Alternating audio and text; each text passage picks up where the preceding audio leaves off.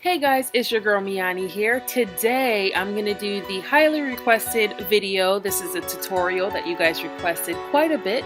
I'm going to show you how exactly I go about getting my afro puffs and my big afro ball on top of these locks that I've been rocking now for about a year. So here you see me doing a little bit of a flat twist. I'm going to do that to the front and to the back of my hair, basically putting everything up into a ponytail.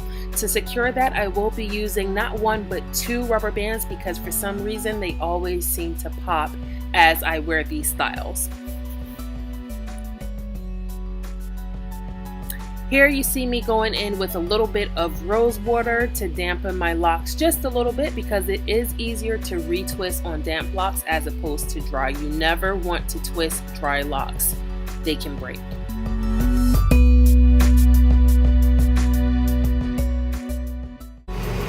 Okay guys, as you can see, I have flat twisted the front and the back of my hair. Like I said, it's nothing too fancy because that's not going to be the focus. And once I wrap my hair up, it becomes a little bit more presentable. So now all I'm going to do is put all this up into a ponytail.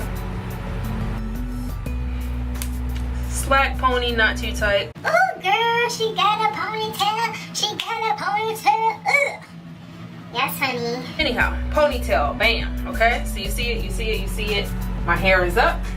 Now, right around this time, I would normally put my scarf on and let my hair set, but I'm gonna jump into the wig that everybody's been asking about.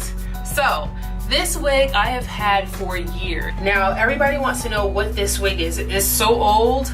I don't even know if it's still available. I think it is. The brand is Harlem and it's Harlem 125. So if you Google Harlem 125, I think I did that before and I saw the wig popping up on a website.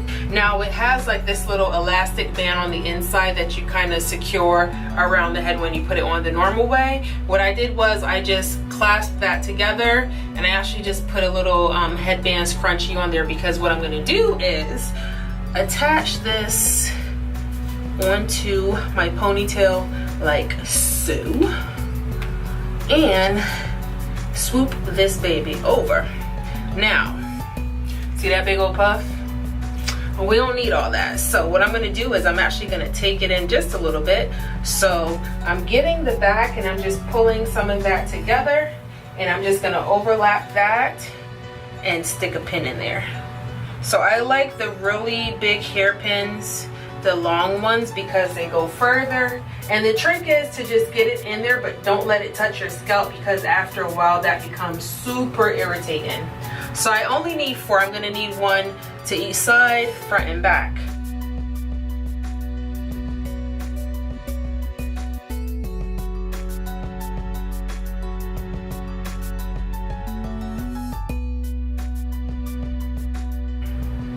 Once I'm done with that, all I gotta do now is kind of just fix it into place.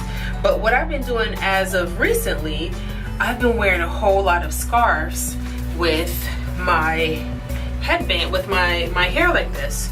And it was all on accident. So I would typically do a satin scarf around my hair at this point to kind of set it in place. So let me do all my normal steps. I'm not gonna skip anything. To me right now, this is a little bit too tight. Like you see all my edges are being yanked a little bit there. So I'm definitely gonna go back in and release this a little bit because she don't need to be that tight. I think that actually did it. If anything, I can make it lay flat without it yanking on my edges so much.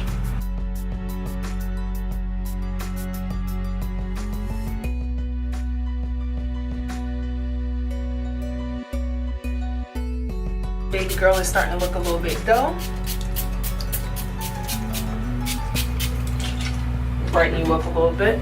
And I like it, I could pick this out a little bit so it's not so knotty and tangly, but I like it like this because it just looks like natural curls, you know? Like if you just wash your hair or whatever and threw it up into a ponytail.